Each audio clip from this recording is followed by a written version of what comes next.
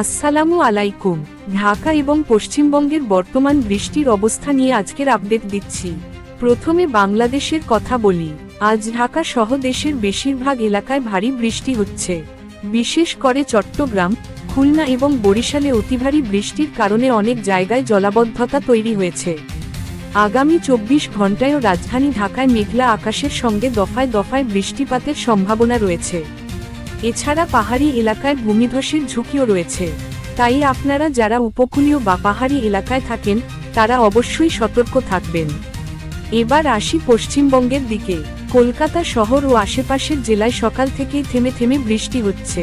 আজ সারাদিন মেঘলা আকাশ থাকার পাশাপাশি বজ্রসহ বৃষ্টির সম্ভাবনা রয়েছে। আগামী 2-3 দিনও দক্ষিণবঙ্গের জেলাগুলোতে ভারী বৃষ্টি হতে পারে। সবশেষে সবাইকে সতর্ক থাকার অনুরোধ করছি। অতি প্রয়োজন ছাড়া বাইরে বের হবেন না এবং শিশু ও বৃদ্ধদের বিশেষভাবে খেয়াল রাখবেন। নতুন নতুন আবহাওয়ার খবর পেতে আমাদের চ্যানেলটি অবশ্যই সাবস্ক্রাইব করুন। আল্লাহ হাফেজ।